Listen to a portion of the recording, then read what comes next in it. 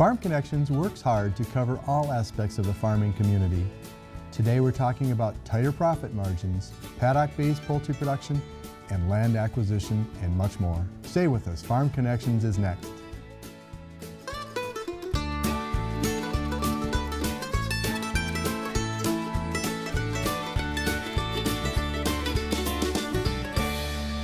Welcome to Farm Connections with your host, Dan Hoffman. Alcorn Clean Fuel, a farmer-owned cooperative in Claremont, Minnesota, produces ethanol, high-protein livestock feed, and corn oil, and beverage-grade carbon dioxide for resale to benefit its members and their communities. Absolute Energy, a locally owned facility, produces 115 million gallons of ethanol annually, proudly supporting local economies in Iowa and Minnesota. Absolute Energy, adding value to the neighborhood. For the past 10 years, Main Street Project has been developing a paddock-based poultry production model near Northfield that incorporates perennials and free-range heritage chickens. Joining me today to tell us more about it is Julie Ristau and Riginaldo Haslettt-Marroquin. Welcome to Farm Connections. Julie? Thanks, Dan. Nice to be here. Thank you. So, we've got a project in Northfield called the Main Street Project. What is it and what does it do, Reggie? Well, we started by, first of all, isolating some critical issues we are facing as a society, and then we went on to how agriculture can solve that. So based on that, we landed on a system-based approach to trying to re-engineer the way we do agriculture. So Main Street Project is dedicated to that. Designing, engineering, prototyping, testing, and developing new ways of thinking about food production and how we bring it to consumers in a way that is safe, is healthy, and that it benefits us all, ecologically, socially, and economically. That's a big project. It is. In fact, it is kind of a big thing in our office. When we have staff meetings, sometimes we freak ourselves out because it is a very large undertaking. But it is what it is. And Julie, what do you do for Main Street? Well, I'm part of the team, part of the leadership team, and as Rehi's saying, it's a large project. So my role is really just to help all the pieces fit together. It's a new way, as Rehi says, of thinking about agriculture, but it's really very based in old thinking about agriculture. Well, right now we have 3 sites near Northfield that are all have different purposes. Where Rehi lives is the major R&D site. He just talked a little bit about that. I'm sure he'll be saying more about that. But that's where we're really doing our basic research about poultry, perennials, different kinds of perennials, what works well here in Minnesota in the cold climate. We have a second site where we have 2 coops that are really our beginning training sites for some of our agripreneur farmers. And a third site where we actually have more advanced farmers that have more independence and can do more on their own. So we have kind of a trail that way of thinking through the operations and where we need to have entry points. But we're soon to build a central demonstration farm. So that's also part of what I'm helping to think about. Why do you have this project in Minnesota? Well, there's something about when you try something new. They say you spend 10% of your time actually doing it, 90% of the time defending it. And that could have not been more visible for us in terms of how we promote success than when I presented the first time to a group of really wealthy and powerful individuals in Guatemala. And I was talking to them about how we had done this in Minnesota. And they're sitting there wondering, well, what does that have to do with Guatemala? And I said, well, listen, and this is why Minnesota was critical, I said, listen, the temperature there drops to 30 below, plus sometimes, or minus sometimes. Our immigrant community that we are targeting in Minnesota actually lives away from their country, away from their language, away from their culture. They don't even know more than sometimes how to get to work and to the grocery store and to the park if they got time to do that, and so on. I mean, the conditions are so dire that if we can make it work in Minnesota with that climate challenge, those social and economic sort of challenges, Guatemala is a cakewalk. So would you work with me? And that was the end of that story. We stopped being questioned. That got established right away, and it was Minnesota that did it for us. But the process allows us to adapt this system to almost any community, any ecology and any ecology. That's why we pick poultry. And you how does know, that so paddock work, Rajan? The paddock works pretty straightforward. You have a shelter to begin with, because chickens need that for the night. Also, you want to collect the eggs in the shelter. You don't want to be chasing them down the trees and stuff like that. Two, poultry evolved in geological time. Poultry evolved in jungles, not in pastures, not in open fields. In fact, they are scared of open spaces. They would go venture into it under very specific conditions, and we could go into that in another science class. But that paddock then needs to be restored with perennial agriculture. And so in Minnesota, we picked hazelnuts and elderberries as the foundation, and then oaks and sugar maples as the second tiers of canopies. So the paddock allows the chicken to spend all of their daytime outdoors like they were intended to, at the same time that we can grow a lot more output in the same space. So economically starts adding up once you bring that management and those agronomics into the system. We build a much healthier environment for the poultry, but also because they are outdoors and all that, it's healthier for the plants, it's healthy for the people working there, because if you are cleaning the barn, the chickens are outside, so you're not there breathing in their manure and all of that and so on. How do you control the predators in that environment of the perennials growing and all these wonderful birds going around the paddock? Well, one way to think about it is just observe, and then you will learn a lot of those solutions. One thing we know is that a lot of predators come from the ground, right? So perimeter fences outside of those paddocks were critical. But then the chickens need a certain amount of space, and we didn't want to define that based on our idea of what it is. So we started with smaller flocks, and we watched them, see how far they will naturally roam without fences. And then once we knew that, then we placed the fences there. And then we said, okay, you guys stay out, and you guys stay in. And that takes care of stray dogs, especially. I mean, that was our biggest problem, was stray dogs. How about things roosting in the shrubs and the trees? Right. So then comes on that takes care of the horizontal strategy, and then raccoons and skunks and possums and stuff. The chickens are inside the building, the shelter at night, and they are shut down. So and those animals come in at night. So that was taken care of by nature itself. Then comes the predators from the air. Yes. In the air, the way the chickens have protected themselves for thousands of years is by getting undercover. A hawk needs open space to land on a chicken, right? If you don't give it open space, it's gonna fly over for the chickens on the open space. And so that's where the shrubs, all of that come into place.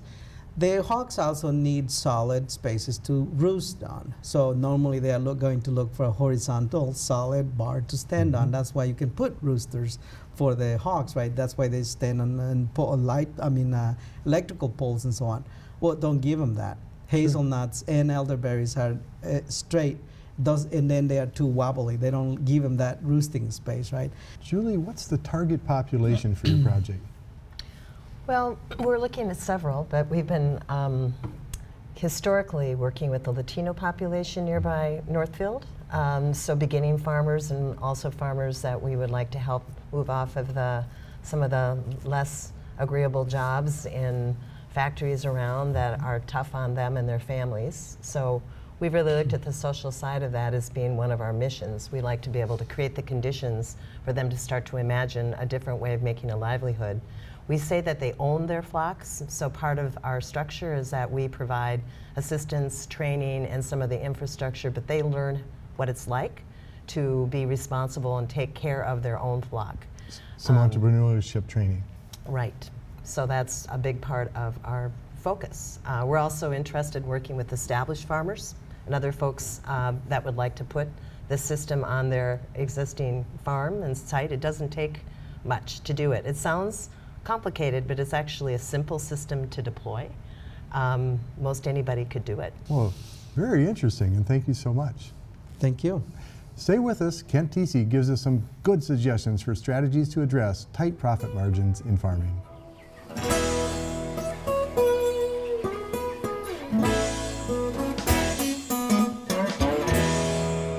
Thanks, Dan.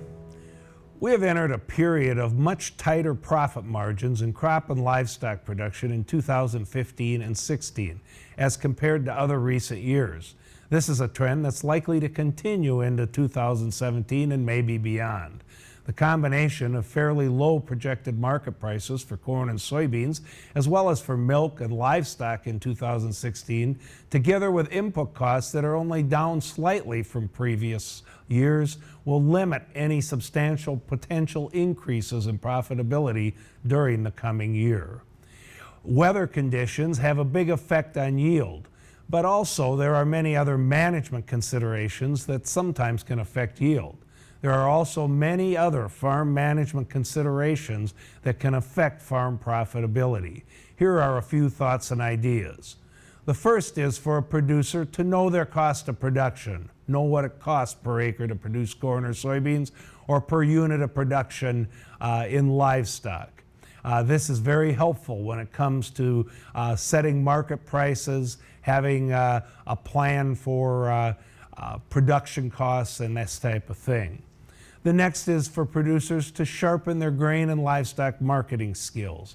Again, good marketing and getting a price that's above break-even levels is extremely important to the bottom line. Another strategy, especially for crop producers, is to optimize crop insurance and farm program options.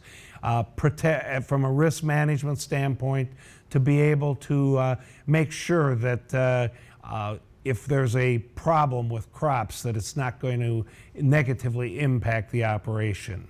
Work rental contracts, work with landlords on things like flexible leases and to get land rental contracts to break-even levels. Use caution with capital investments on things like machinery and facilities and land purchases. And also one that gets overlooked a lot is family living and non-farm expenses. Many times these can be a real drain on a family farm business operation.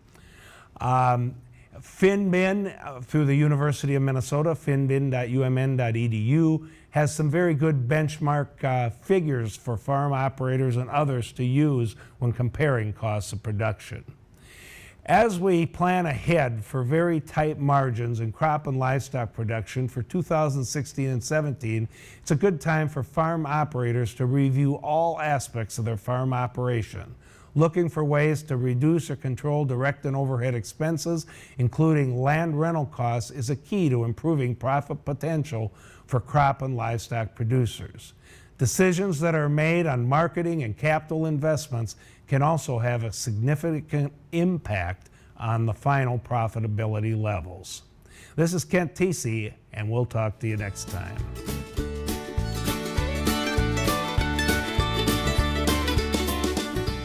With me on Farm Connections is Sheri Houtakker of the FSA. Sheri, welcome to Farm Connections. Oh, thank you. I'm glad to be here. Sheri, what is FSA? Well, it's an interesting thing. It's a federal agency and it's nationwide. So it's in every state and it's almost in every county. I work for the Wisconsin FSA and there's 72 counties. I can't say FSA has a location people in every office, but we have farm loan program people access to every county. But how do you interface and help our farm families? Well, it's evolved over the years. It used to be just phone calls and paper, but what it is now is a lot of it's on the internet, and most people find us on the internet. They type in beginning farmers, and up pops Farm Service Agency, and then they go right a link to our site, and then they learn about our programs. And give us an example of some of the best programs that you have. We keep expanding them, but the main one is the real estate. So we actually can help finance real estate, and it's done through a couple different variety of putting it together. But the main focus on our programs for real estate is you don't need much for a down payment. If you have it, we'll take it. However, we can actually make a real estate loan with no down payment. Any age restrictions on that? No, there isn't. To be eligible for a farm ownership loan, you need to show that you have at least 3 years of management experience in some type of farming. Now, there can be an exception for one of the years with either education or management of some type of a business. So if a young farmer is looking to get into agriculture, you might be a good person to talk to. I think I'd be an excellent person to talk to. if I'm a retiring farmer, you might be a good person for me to talk to. Yes, I would be that too, because I'm always getting calls from people that want to farm and they don't know where to look or what connections or who to talk to about buying a farm. So I hear it on both sides. I want to farm, and to be a beginning farmer, it's not based on age at all, it's based on years of farming. I work actually quite a bit with 50-year-olds that want to farm, and they're considered a beginning farmer. Second career, perhaps? Yes, quite often. Neat. What's the greatest success story that comes to mind? Actually, I really enjoy starting beginning farmers, and they become financially successful, but not only that, that they're able to grow their operation, have a decent lifestyle, what they want to do, and they actually have a few vacations too. And that's important. It is. So they come to you for access to capital, and of Yeah. course that's what's necessary for them to enter the farm career. Yes. And it's fairly capital intensive, this agriculture thing, isn't it? Yes, it is. But we can actually help with help people that are interested in farming with youth loans. So that you're between 11 and 21, you can apply for a loan for $5,000, just a little bit to get you started. But then if you need more than that, from when you're 18 to whatever age, you can apply for a microloan. Very limited paperwork, because time you say government, people think of a lot of paperwork. But with a microloan, $50,000 or less, it's a very easy way to get into farming and not have much debt out there. And then we also have real estate programs, and then bigger programs or larger loan amounts that we can borrow you for cattle or machinery. What happens if the loan is actually larger than your limits? Yeah, we work a lot with banks. We can do land contracts with someone else. So like on real estate, one of our most popular programs is called the Beginning Farmer Down Payment Program. You need to have 5% down of the purchase price. The next 50% can be a land contract or a bank loan. They have the first mortgage, and then FSA comes in with 45% of the purchase price. And that is currently our interest rate is 1.5%, and we fix that for 20 years. That gives people a really good start in farming. Improves their cash flow. Yes, it does. And the other thing is, with FSA, any of our programs, when we close a loan, it's a fixed interest rate. So you know what the payments are going to be for the life of that loan. So then you can do your planning. So back to those success stories. Can you think of a couple that are really... Okay. Well, actually, and they're all in Wisconsin, because I work out of Wisconsin. I have made a young couple. They became an LLC, and actually they worked with an angel investor. So that's someone where we made them the loan for the machinery and the livestock, and then on the real estate, they actually didn't have the money for a down payment, so they found a land contract. An angel investor is someone that's willing to buy a farm, and you make payments to them, and then FSA came in on the second half of it, and that was their interest rates and terms. They're doing very well. They have a sheep flock, and they sell their lamb, and they sell their hides, and they sell that to basically the Twin Cities markets. And then they also have a very large variety of vegetables. I did a farm tour there, and they had like over 20 varieties of kale. I didn't know that many varieties of kale there was, but that's what they had. They had the really short kale and the really tall kale, the purple kale, the crinkly kale, all that kind of stuff. Sheri, if a farmer doesn't purchase the land, is there another way they can access the land? Yes, there is. If it's just an annual crop loan that they need from FSA, we would require a 1-year lease. If it's going to be a loan that's going to be more than 1 year, we're going to at the minimum require a 3-year written lease. So what a lease does is between the landowner and then our applicant or the farmer, it says what the expectations are. If there's buildings on there, who's going to pay for the repairs, minor repairs, all that kind of stuff. Usually we go with UW Extension's leases, but there's also great websites out there for leases on renting farms too. Well, while you have criteria for what it takes to be a good lender and be in compliance, and also a borrower and in compliance, certainly there must be things that a tenant can do to make the landlord happy. Yes, there is. First of all, pay attention to that lease, because that's critical. Because if you don't follow that, they have an option to break your lease. If you do an annual lease and you do everything they thought that was expected, very likely you could rent it for the next year. And what might be a behavior that a renter could do that would impress the landlord? Well, keep the place picked up, operate the land the way you're supposed to, that is an agreement in a conservation manner. I've actually, it's amazing the discussions I've had. The owner of the land's called me saying, hey, they're keeping it a mess, they're not, they're letting the silage bags blow all over, they're not picking up the trash, they said they'd only have 1 dog and they got 6 dogs, those are all reasons to stop a lease. So I think it's respect on both sides for what people expect out of you.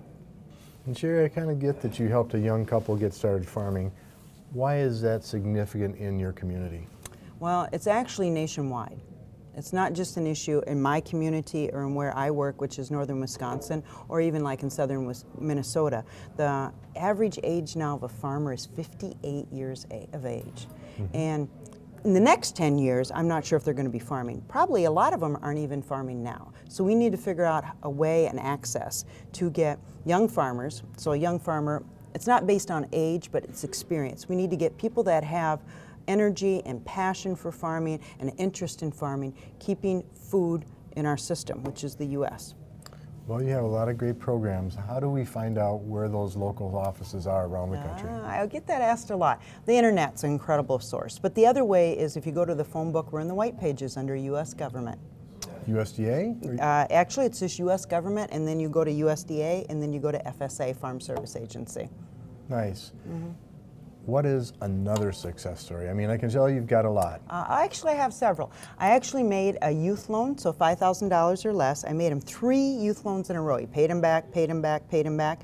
And then I made him finally a loan to buy his farm, and then a loan to buy his dairy herd and his machinery. And he made, actually this is about 10 years ago, and actually in the end he was able to go to commercial credit, a bank loan, and pay us off. That was a success story. He paid us off. FSA did not lose any money, and we invested in him, and he paid us off, and now he's doing very well. Awesome, and it sounds like a revolving fund. It's not a Yes, grant. it is. That money comes back in. You can leverage it once again. Yes, it is. And I'm thinking about those young couples as they get that loan from FSA with your help. They come into the community, they probably have some children that go through the school Yes, system. yes. Maybe they worship in the community, buy groceries in the community. Does that make a difference on what that community looks like? It certainly does. You keep people on the land, which is really important. And the other thing is, regardless of the size, when you have farmers on the land, they pay for the real estate taxes, they pay for the maintenance on their buildings, they keep it looking good, they maintain it very well. But there's that infrastructure, there's that connection to the land also. If your agency didn't exist, would we have less young farmers? I think so, because at this time, unless there's family that's willing to help you start farming, and they're willing to gift you or help you or give you a low-term lease, if you don't have family or somebody else that's willing to do that, a lot of people aren't able to get into farming. I always think it's a lot. It's luck to farm. It's also a lot of times family. You know, they give you labor access, and then most of the time it takes also FSA.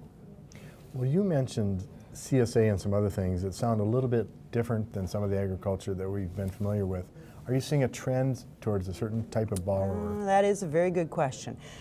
I've worked a lot with dairy goat operations, and when they first came in the state of Wisconsin, banks would not work with them at all. We worked FSA. We worked with them. It was not a market that we knew much about. We learned a lot about it, and then also with CSAs or vegetables or the other things we've done, maple syrup. Banks most of the time, because it's a different type of market, and there's not much history on if they have the ability to pay back the loan. They're not willing to do that, but FSA can. We take on emerging markets. We're right there on the forefront of helping people figure out different ways to farm. And sometimes you have operating loans as well? Yes, we do. We can do annual operating loans to put in a crop, and then we can also do term operating loans to purchase or finance machinery or livestock. You're a big help. Thank you, Sheri, and thanks for the work you do. Thank you. Bye now. Thanks for inviting me. You're welcome. More coming up next on Farm Connections.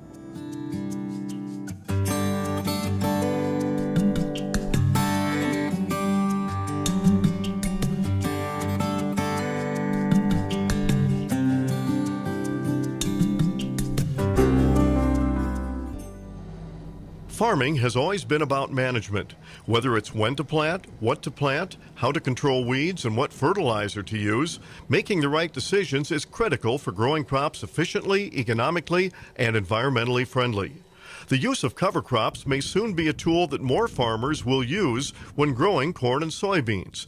Dr. Axel Garcia is with the University of Minnesota and is involved in research on cover crops. We are using a mix of cover crops in this project that was funded by the Corn Growers Association that will allow us, one, to capture the excess nitrogen in the soil. So by doing that, we hope that eventually we will have less nitrogen going into into the bodies of the water. Two, that nitrogen that was captured will return to the field and will be used for the next cash crop. And then three, we are looking at the ways that we can also reduce the impact of erosion and other things in the environment. The Minnesota corn growers are partnering on the research for using cover crops. So the idea is to establish the cover crops before we go ahead and harvest the cash crops. So we will have those benefits we were talking about. So to cover the ground during the fall and to have the ground covered at the beginning of the season, which is when most of the problems with nitrogen leaching happened. Using cover crops as part of growing corn and soybeans is already being successfully used. It has worked, and it works very well in several other places. I don't see why not it's going to work here. If someone would tell you as a farmer there may be a way to not only increase your yields, but also control weeds, control water runoff, and also hold the soil, you probably would say, that sounds like a good idea to me. Well, cover crops may well be the answer, and research is being done looking at the future. This is Lynn Kettleson reporting.